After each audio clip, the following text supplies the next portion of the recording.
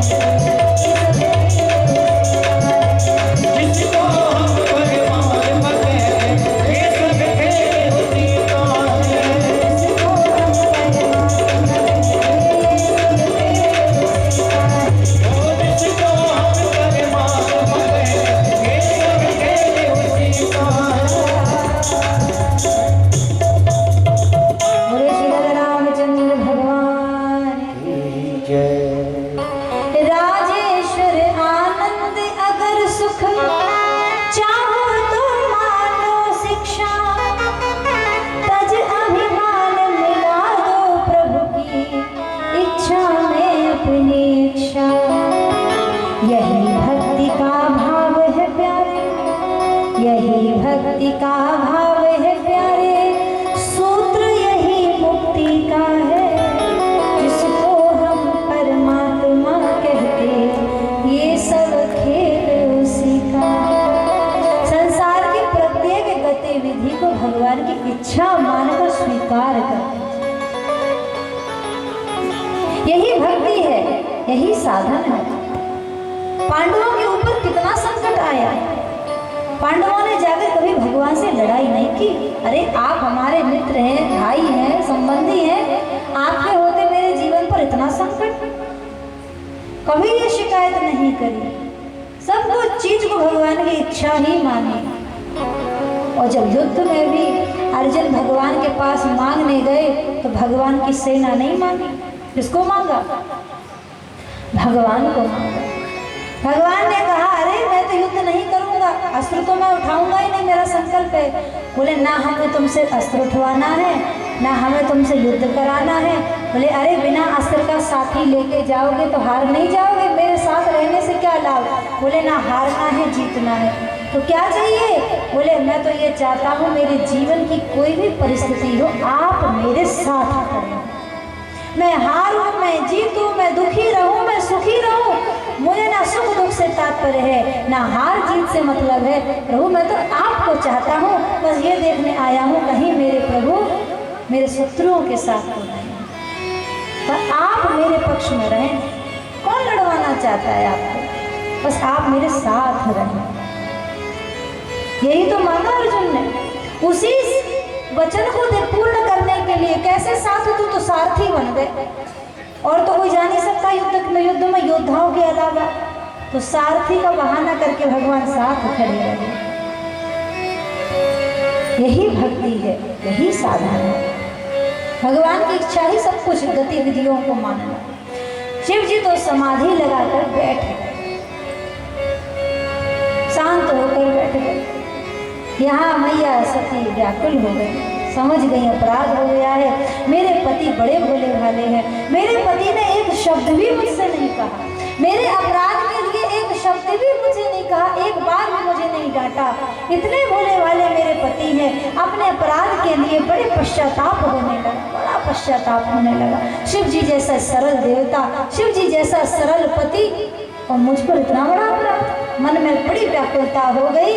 अब तो दिन रात भगवान से यही वरदान मांगती, तो मैं विनय करम कर जोरी, छूट हुए देह यह मोरी।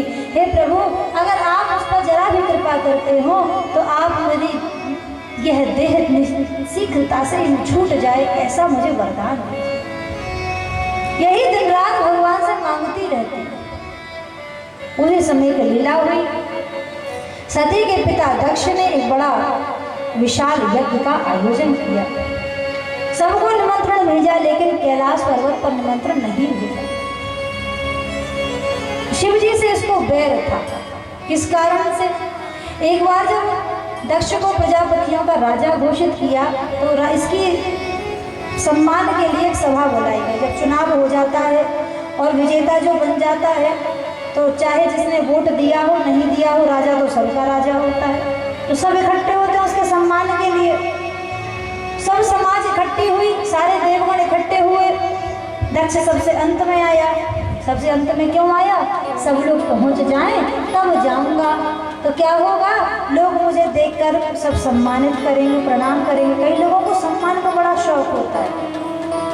कथा में ताकते रहेंगे दरवाजे पे से कि भीड़ आई कि नहीं है। पंडाल थोड़ा भरा के नहीं भरा, खाली पंडाल में जाएंगे तो कौन पूछेगा। भरे पंडाल में जाएंगे तो लोग राम राम करेंगे, मुड़ हिलाएंगे, स्वागत करेंगे। पीछे आएंगे, सबसे पीछे आएंगे, खोपड़ी पे चढ़ के सबसे आगे बैठे। कई लोगों की आदत होती, सम्मान की भूख होती है। देखते रहेंगे भीड़ आई कि नहीं आई। कथा में भी तुमने देखा है। कथा में तो होता ही ऐसा ही है, जब तक आरती की आवाज़ नहीं सुन लेंगे, जब तक कीर्तन नहीं चालू हो जाएगा, माताएं भी घर से नहीं निकलेंगी। हाँ, अब दीदी की आवाज़ आने लगी, कीर्तन होने लगा, अब चलो है, हम बैठे रहेंगे, कौन हमको पूछेगा? अरे दीदी हमारा सम्मान करेंगी, देखेंगी, आए हैं भैया बड़े बड़े लोग। हम लोग ऐसे हैं ना, बैठने आगे आगे नहीं जाना चाहते, पीछे जाए ताकि चार लोग हमें देखें कि हम आए हैं। दक्षिणी का लास्ट में आया, सबने खड़े होकर सम्मान किया। भैया राजा घोषित हुआ प्रजापतियों का। 3 लोग बैठे रहे, शिवजी, ब्रह्मा जी और भगवान नारायण। ब्रह्मा विष्णु महेश को बैठे देखा, अहंकार के वशीभूत होकर सोचने लगा, ब्रह्मा तो मेरे पिता हैं, विष्णु जी का मैं सम्मान करता हूँ, लेकिन शिव तो मेरा दामाद है, ये तो मुझसे छोटा है, इसको तो खड़े होकर मुझे सम्मान देना चाहिए। और शिव जी को अपमानित करने लगा। जिसको ना पहनने का ढंग है, ना ओढ़ने का ढंग है, उसे देव समाज में स्थान दे रखा है। एक गंदी मछली पूरे तालाब को दूषित करती है, एक असभ्य व्यक्ति पूरी सभा की शोभा बिगाड़ देता है। यहाँ बड़े बड़े सुंदर श्रृंगार किए देवता बैठे हैं और उसमें ऐसा दिगंबर वेश का शिव बिठा रखा है। और ये प्रकाश शिव जी को अपशब्द कहने लगा। नंदी जी पर सहन नहीं हुआ, बहुत समझाया, अरे शिव की वेशभूषा को देखकर तो शिव जी को क्या समझता है? शिव को जानना आसान है, शिव को जानना बड़ा कठिन है। बड़े प्रकार से समझाया लेकिन माना नहीं, तो नंदी बाबा ने श्राप दे दिया, जिस मुख से शिव जी की निंदा कर रहा है, ये तेरा मुख बकरे का हो जाएगा, ऐसा श्राप दिया। तब दक्ष की ओर से भृगु ऋषि ने शिव गणों को श्राप दे दिया कि आज के बाद सारे शिवगण शमशानवासी हो जाएंगे। तो यहाँ शिव गणों ने ब्राह्मणों को श्राप दे दिया कि सारे ब्राह्मण भीख मांगते डोलेंगे। इसलिए भैया ब्राह्मण लोग ना व्यापार करते ना खेती करते हैं, कथा कीर्तन सुनाते रहते हैं, जो आकाश वृत्ति मिल जाए उसी में जीवन यापन करते हैं। अब यहाँ सापा सापी चालू हो गई तो भोले बाबा चुपचाप उठे और चल दिए कैलाश की ओर। शिव जी कुछ नहीं बोले, भोले बाबा परम ज्ञानी है, कहीं विवाद हो रहा हो, दोनों पक्ष लड़ रहे हो और विवाद का कारण आप हैं, समझाने की जरूरत नहीं है, कोई नहीं समझेगा। चुपचाप उठे और कैलाश चल पड़े। तो सारे शिवगण भी शांत होकर शिव जी के पीछे पीछे कैलाश आ गए, सारे झगड़ा शांत हो गया। यहाँ दक्षिणी देव सभा में घोषणा कर दी कि आज के बाद यज्ञ में शिव को भाग नहीं दिया जाएगा, और शिव जी को अगर भाग नहीं दिया जाएगा, शिव जी रुष्ट हो जाएंगे, तो शिव जी को कौन रुष्ट करे? सबने यज्ञ करना ही बंद कर दिया। तब देवता व्याकुल हो गए, क्योंकि यज्ञ किस लिए होता है? यज्ञ से देवताओं को बल मिलता है। आपने कथाएं सुनी होंगी, जितने भी राक्षस हुए, असुर हुए, दानव हुए, जब उनको ब्रह्मा जी से वरदान मिल जाता है तो सबसे पहला कार्य क्या करवाते हैं? यत्र यत्र द्विजा गावो वेदा वर्णाश्रमा क्रिया। जहाँ जहाँ यज्ञ होते हैं, होम होते हैं, सबसे पहले यज्ञ बंद करवाते हैं राक्षस। सबसे बड़े विरोधी हैं दानव राक्षस यज्ञ के, क्योंकि यज्ञ का जो कुंड होता है वो नारायण की नाभि कहा गया है। भगवान के गर्भ में सारी सृष्टि है, और जैसे बच्चा जब पेट में होता है तो बच्चे का पालन नाभि से होता है, गर्भ की होती है वो नाभि से जुड़ी होती है, उसी से जो पोषण करता है पूरा शरीर उसका पोषित होता है। ऐसे ही यज्ञ का जो कुंड है वो नारायण की नाभि कहा गया है। जब सुंदर सुंदर औषधि वेद मंत्रोच्चार से आहुति प्रदान की जाती हैं, तब उस पोषण से, उस औषधि से भगवान सब देवताओं को बल प्रदान करते हैं। देवताओं को बल मिलता है तो प्रकृति को बल मिलता है, क्योंकि ये प्रकृति देवताओं के अधीन है। जल, अग्नि, वायु, ये समस्त देवताओं के अधीन है। देवताओं को बल मिलेगा तो प्रकृति भी संतुलित रहेगी। आज देखा गया है लोगों की यज्ञ में श्रद्धा कम हो गई है। उमरेठ वाले तो भाग्यशाली हैं, प्रति वर्ष ऐसा सुंदर आयोजन यज्ञ का आपके यहाँ हो रहा है। इसलिए देखो प्रकृति मैया की भी बड़ी कृपा आप सब पर है। यज्ञ से देवताओं को बल मिलता है। जितने राक्षस थे सबसे पहले यज्ञ बंद कराते थे, यज्ञ नहीं होगा देवताओं का बल क्षीण हो जाएगा, देवता बलहीन होंगे तो मुझसे लड़ने लायक नहीं रहेंगे, इसीलिए राक्षस लोग यज्ञ बंद कराते। अब जब यज्ञ होना बंद हो गया, शिव जी के भय से देवता व्याकुल हो गए। जाकर दक्ष से सबने जाकर प्रार्थना की, महाराज आप जब से राजा बने हो यज्ञ ही बंद हो गए, कौन शिव जी से वैर करे। तब दक्ष ने एक बहुत विशाल यज्ञ का आयोजन किया, सबको निमंत्रण भेजा, शिव जी को यज्ञ में निमंत्रण नहीं भेजा। यहाँ पर शिव जी समाधि लगाकर बैठे थे। बीते संवत सहज 87 तज समाधि शंभु अविनाशी। 87,000 वर्षों की समाधि पूर्ण करके शिव जी जागे, राम नाम शिव सुमिरन लागे, जाने सती जगतपति जागे। अब राम नाम का उच्चारण जब शिव जी ने किया, सती जान गई कि जगतपति जाग गए हैं। तुलसीदास जी बड़े चतुर हैं। क्या लिखा है? जगतपति जागे। क्यों लिखा? सती कहती हैं अब मेरे पति तो ये रहे नहीं, मुझे तो इन्होंने त्याग दिया है, पर जगतपति तो है, संसार के पालनहार तो है ही, जगतपति जागे। और सती का उदास मुख देखकर शिव जी को सती पर दया आ गई। सती की उदासी दूर हो जाए तो सम्मुख शंकर आसन देना, सामने आसन दी शंकर जी ने बैठने के लिए, और सामने आसन दी तो अब और दुखी हो गई। क्यों? अब बाईं तरफ नहीं बैठा रहे हैं, सामने बैठने का आदेश दिया, अर्थात वामांग में बैठने का अधिकार सती खो चुकी हैं और दुखी हो गई। और फिर कुछ कथा सुनाने लगे। अति दुखी आदमी को भी कथा में मन नहीं लगता, इधर उधर देख रही थी। उसी समय क्या देखा?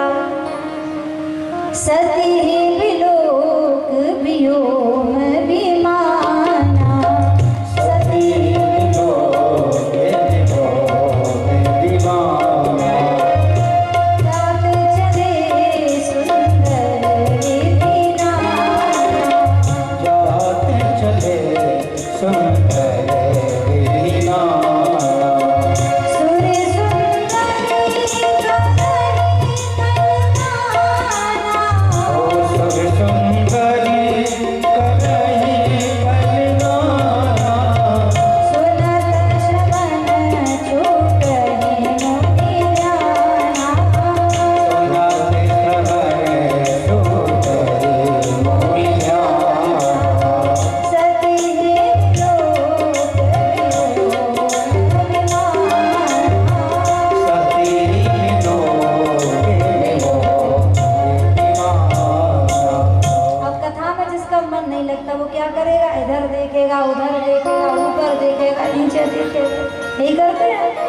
चक्री घूमती रहती उनकी मुंडी। सती भी इधर उधर देख रहे थे, तभी आकाश में देखा सती विलोक विलोम विमान। आकाश में बड़े सुंदर सुंदर विमान जा रहे थे। किसके यहाँ जा रहे थे? दक्ष के यहाँ यज्ञ था और देवता लोग अपना विमान चाहते तो बाईपास लेकर भी जा सकते थे, लेकिन जानबूझकर कैलाश के ऊपर से दे जा रहे हैं। कभी कभी क्या होता है, दो भाइयों में लड़ाई हो जाए या दो घनिष्ठ मित्रों में लड़ाई हो जाए तो पड़ोसी बड़ा मजा आता है ना। मानो दो भाई हैं, बहुत ज्यादा विवाद हो गया है, एक के घर में शादी है, सारे मोहल्ले को बुलाया है, अपने सगे भाई को ही नहीं बुलाया है, तो फिर पड़ोसी क्या करेगा? बड़ा अनजान बन के जाएगा दूसरे भाई के पास कि भाई साहब कितने बजे बारात निकलनी है। अब पहले तो बेचारा कुछ बोलेगा नहीं, कैसे कहते सीधे मुंह से कि हमारे ही भाई ने हमको बुलाया नहीं। बार बार कहते भाई साहब बताइए ना कितने बजे बारात जानी है। तो बेचारा धीरे से कहेगा कि देखो उस दिन ऐसा ऐसा विवाद हो गया था, हमारी तो बोलचाल बंद है, भैया ने हमको निमंत्रण भी नहीं दिया विवाह का। तो ऐसे मुंह बनाएगा जैसे इसको कुछ पता ही नहीं। आपको नहीं बुलाया, सबको बुलाया, अपने सगे भाई को ही नहीं बुलाया। ऐसा तो नहीं करना चाहिए, ये तो बिल्कुल गलत बात है। आप कहो तो हम भी नहीं जाएंगे बारात में, आप कह दो बस मत जाओ तो हम भी नहीं जाएंगे। और यूँ बताओ कौन भला आदमी कह देगा कि हमारे कारण तुम भी बारात में मत जाओ। नाटक दिखाना है, जाके मजा लेना है, वहाँ तो बड़ा हितैषी बनेगा और घर में आकर पत्नी के सामने ताली बजा के हंसेगा। देखा ऐसी होती भाई भाई की लड़ाई। दूसरे के घर में विवाद हो जाए तो लोगों को बड़ा आनंद आता है। अरे फलाने की बहू भाग गई, अलग खाना बनाती है, जब तक खुद की नहीं आती ना, जब तक खुद की नहीं आती तब तक लोग दूसरे के घर में बहुत झांकते, और जब खुद के घर में कैसे मुंह बंद हो जाते हैं। भैया कुछ मत कहो, फलाने की अलग हो गई थी, जो कर रही है करती रहे, नहीं तो ये भी हो जाएगी। अपने घर में तो मुंह बंद और दूसरे को जाके सलाह, अरे ऐसा करना चाहिए, तुझे समझाना चाहिए, सिखाना चाहिए। लोगों को बड़ा आनंद आता है किसी के घर में विवाद हो जाए, दूसरे के दुख में लोग अपना अवसर ढूंढते हैं, अपना सुख ढूंढते हैं। यहाँ देवता भी चाहते तो दूर से विमान ले जाते, विमानों को उड़ने के लिए कोई रास्ता थोड़ी निश्चित होता है, और देवताओं के विमान जो मन की गति से चलते हैं, लेकिन फिर भी कैलाश पर से और चुपचाप नहीं जा रहे। सुर सुंदरी करही कल गाना, गीत गाती हुई जा रही है देवियां, और इतने जोर से गा रही है कि सुनत श्रवण छूटे, उन्हें ध्यान, इतनी जोर से गा रही है कि ध्यान लगा जितने लोग बैठे हो नीचे सबकी समाधि टूट जा रही है, इतनी जोर जोर से गाती हुई जा रही है। सती ने जब देखा सज धज कर विमानों में ये देवियां कहाँ जा रही हैं, देवियों ने बताया, अरे आपको पता नहीं आपके पिता के घर यज्ञ है, हमको निमंत्रण आया है, बस प्रारंभ होने वाला है तो सब वहीं जा रही है, आपको नहीं बुलाया क्या, आपको नहीं चलना है क्या? सती ने कहा, मेरे पिता के घर यज्ञ हो, तुम सबको बुलाए और मुझे ना बुलाए, ये तो हो ही नहीं सकता, तुम चलो मैं अभी आती हूँ। और पिता के घर में यज्ञ का सुनकर सती गदगद हो गई। मायके में कोई शुभ आयोजन हो तो बेटियों को बड़ा आनंद होता है। भैया बेटियों को तो इंतजार रहता है मायके जाने का, बहाना मिल जाए है, भतीजी की शादी ब्याह पड़ जाए, कुछ ऐसा कार्यक्रम हो जाए कि जाने को मिल जाए, बहाना चाहिए। मायके जाने की प्रसन्नता तो माताओं से पूछो, 80 साल की भी हो जावे, लेकिन जब मायके जाने की बात आए तो 16 साल की कन्या के समान उमंग होती है माताओं को। जैसे पता चला पिता के घर यज्ञ है और यज्ञ में सबको बुलाया गया है, सब बहनें आई होंगी, सारी मौसियाँ आई होंगी, सारी चाचियाँ आई होंगी, सारे रिश्तेदार होंगे जिनसे कभी मिले नहीं वर्षों से, सब लोग मिलेंगे। आनंद भर गया मायके वालों को याद करके। शिव जी से कहने लगी, देखो देखो सारे देवता जा रहे हैं, चलो हम भी शीघ्रता से चलते हैं। शिव जी ने रोक दिया, अरे सती क्या करेंगे जाकर, हम निमंत्रण तो आया ही नहीं है, और बिना निमंत्रण के किसी यज्ञ में किसी आयोजन में नहीं जाना चाहिए। सती कहने लगी, ऐसे कैसे हो सकता है, सारी दुनिया का निमंत्रण आया हो और मेरे घर निमंत्रण ना आया, अपनी ही बेटी के घर पिता निमंत्रण नहीं भेजेगा, ऐसा हो कैसे सकता है। तब शिव जी ने उस दिन की वह घटना आज सुनाई सती को। बीच सभा में ससुर ने इतनी गालियां दी, लेकिन शिव जी ने सती को घर आकर कुछ भी नहीं बताया। घर आकर सती को कुछ बताया ही नहीं कि वहां क्या हुआ था, कि तुम्हारे पिता ने गालियां दी, कि अपमान किया, कुछ भी सती को नहीं पता था। लेकिन आज बताया, उस कारण से तुमसे भी वैर करने लगे हैं, बुलाया नहीं है। तो सती कहने लगी, हे भोलेनाथ ये बताओ, पिता के घर जाने के लिए पुत्री को क्या किसी निमंत्रण की आवश्यकता है? अपने ही घर जाने के लिए क्या बेटी को, क्या पुत्री को किसी निमंत्रण की आवश्यकता है? शिव जी ने कहा कि देखो, अन्य किसी भी समय पर बेटी अपने घर जा सकती है, कभी भी अपने पिता के घर पुत्री जा सकती है, लेकिन पिता के घर अगर कोई आयोजन है, कोई विवाह है, कोई कार्यक्रम है, तो फिर बिना बुलाए नहीं जाना चाहिए। फिर अपने पति परिवार के सम्मान का विचार करके रहना चाहिए। निमंत्रण आया हो तो ही जाओ, कोई समारोह है, कोई उत्सव है, कोई कार्यक्रम है, तो बिना बुलाए नहीं जाना चाहिए। अन्य अवसर पर कभी भी बिना बुलाए जाइए। कितनी मर्यादा तो जीवन में होनी चाहिए। सती को फिर दुख हुआ। मैं तो सोच रही थी जब से